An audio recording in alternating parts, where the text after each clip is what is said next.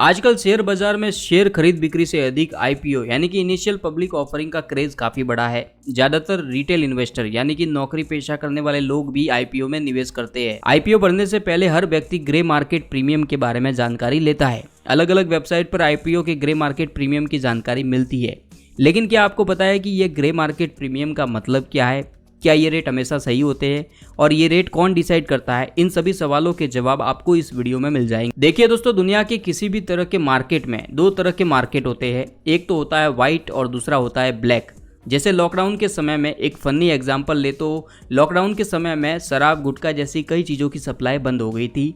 जिनके पास में ऐसी चीज़ों का स्टॉक मौजूद रहा था, उन्होंने ऊंचे दाम पर इनको बेचना शुरू कर दिया था, जो कि एक तरह का ब्लैक मार्केट टेम्परेरी समय के लिए क्रिएट हो गया। यहाँ तक कि कुछ दवाओं के ऊपर भी पाबंदी होती है, लेकिन ब्लैक मार्केट में ऊंचे दाम पर वो बेची जाती है। तो ये तो होगी ब्लैक मार्केट की बात, लेकिन ग्रे मार्केट जो होता है वो पूरी तरह से ब्लैक नहीं होता है, बल्कि वाइट मार्केट और ब्लैक मार्केट के बीच का मार्केट होता है। इसीलिए उसको ग्रे मार्केट कहा जाता है। कंपनी के शेयर बाजार में लिस्ट होने के बाद में उसके ऊपर सेबी का पूरी तरह से कंट्रोल होता है। सेबी के रूल्स एंड रेगुलेशन जो है हर एक लिस्टेड कंपनी के ऊपर लागू होते हैं। लेकिन जब तक कोई भी कंपनी शेयर बाजार में लिस्ट नहीं हो जाती है, तब तक सेबी का उसके ऊपर कोई भी तरह का कंट्रोल नहीं होता है।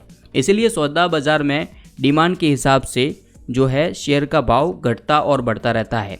ग्रे मार्केट प्रीमियम कैसे तय होता है, तो आइए आपको एक छोटा सा एग्जांपल लेकर इसको समझाते हैं। दोस्तों, ग्रे मार्केट में एक बेचने वाला होता है और दूसरा खरीदने वाला होता है। इन दोनों के पास ही शेयर अभी नहीं है, लेकिन सौदा शुरू हो जाता है। इन दोनों के बीच में एक ब्रोकर होता है जो कि दोनों के डीमेट अकाउंट को ऑनर जो मैनेज करने का काम करता है। मतलब खरीदने और बेचने वाला एक दूसरे को बिल्कुल जानते नहीं होते हैं, लेकिन ब्रोकर उनके बीच की एक चेन का काम करता है। मान लेते हैं कि किसी कंपनी ने आईपीओ लाने के लिए 1000 रुपये के रेट पर 15 शेयर का जो है ऑफर निकाला है। मतलब कि 15,000 रुपये का एक लॉट हुआ।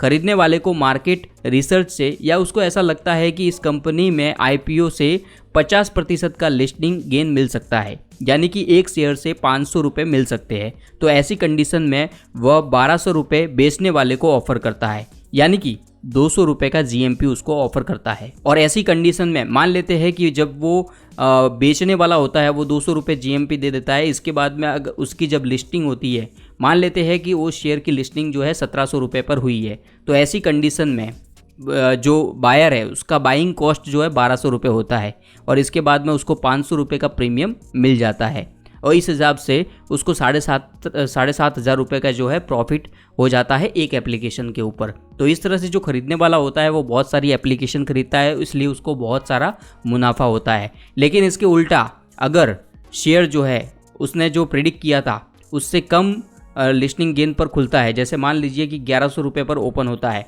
तो ऐसे में उसका 1200 रुपये बाइंग कॉस्ट हो जाता है और 1100 रुपये ओपनिंग कॉस्ट हो जाता है, तो उसको 100 रुपये का नुकसान हो जाता है। तो इस तरह से पूरी एप्लीकेशन के ऊपर, एक एप्लीकेशन के ऊपर उसको 1500 रुपये का नुकसान हो जाता है।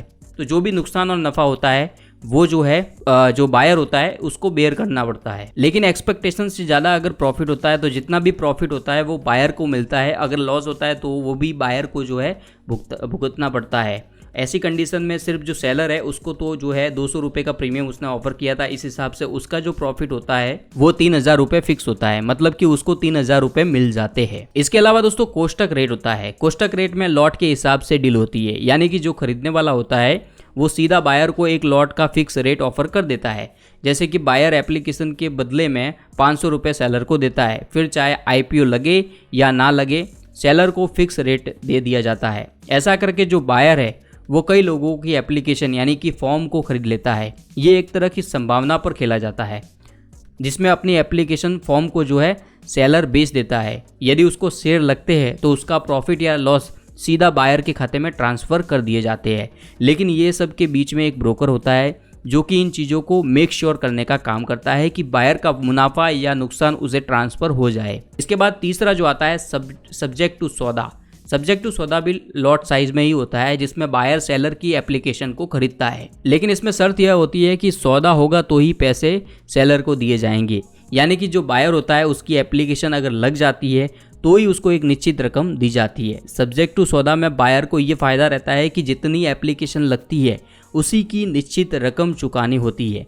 एप्लीकेशन लगने के बाद में उसको जो भी फ़ायदा या नुकसान होता है वह बायर को मिलता है और ये सब ट्रांजैक्शन की जिम्मेदारी भी एक ब्रोकर की होती है। तो दोस्तों इन तीनों ही ट्रांजैक्शन में बायर और सेलर के बीच में कोई लिखित एग्रीमेंट नहीं होता है। ये एक तरह का अनरेगुलेटेड मार्केट होता है। यहाँ पर सब वर्बली होता है, बातचीत से होता है। अगर बायर और सेलर ने अपने ट्रांजैक्शन ऑनर करने से मना कर दिया है तो ऐसी कंडीशन में कोई किसी का कुछ नहीं बिगाड़ सकता है। यहाँ तक कि बायर सेलर एक दूसरे पर कानूनी कार्रवाई भी नहीं कर सकते या सेबी की ओर से भी कोई कार्रवाई नहीं हो सकती है। ये विश्वास के ऊपर चलता है। ग्रे मार्केट प्रीमियम के प्राइस की कोई भी रिलायबिलिटी नहीं होती है। ज़रूरी नहीं है कि आपको जो अलग अलग वेबसाइट पर आईपीओ का प्रीमियम दिख रहा है उतना ही रिटर्न आपको मिले जब लिस्टिंग हो तब। इसलिए अलग अलग वेबसाइट पर जो ग्रे मार्केट प्रीमियम बताया जाता है उसमें कम या ज़्यादा होने की संभावना बनी रहती है। तो फिर ग्रे मार्केट प्रीमियम पर लोग विश्वास क्यों करते हैं? क्या ये रिलायबल है? तो हाँ, ग्रे मार्केट प्रीमियम से डीलर के द्वारा जो भी बताया जा रहा है उसको सोशल मीडिया, न्यूज़, वेबसाइट के ज़रिए लोगों को पता चलता है, जिससे कि लोगों के अंदर एक हाइप पैदा होता है और इसी वजह से जो है ग्रे मार्केट प्रीमियम को देखकर लोग जो है आईपीओ की एप्लीकेशन को ज़्यादा से ज़्यादा भरते हैं और इसी से ये पॉजिटिव लिस्टिंग होने का एक इंडिकेशन, एक सिग्नल बन जाता है। हालांकि ग्रे मार्केट प्रीमियम ये नहीं दर्शाता है कि कंपनी के जो फंडामेंटल है, जो कंपनी लिस्ट हो रही है शेयर बाज़ार में, उसके फंडामेंटल भी स्ट्रॉन्ग होंगे, लेकिन ये एक तरह का लिस्टिंग गेन लेने के लिए एक जरिया बताया जाता है, एक सिग्नल है, जिससे कि कोई भी बायर जो है आईपीओ की एप्लीकेशन भर के थोड़ा बहुत मुनाफा कमा सकता है। तो दोस्तों उम्मीद करते हैं आपको ग्रे मार्केट प्रीमियम कैसे डिसाइड होता है इसके बारे में जानकारी मिल गई होगी। यदि आपका कोई सवाल है तो नीचे कमेंट करके ज़रूर बताइएगा। धन्यवाद। जय हिंद। वंदे मातरम।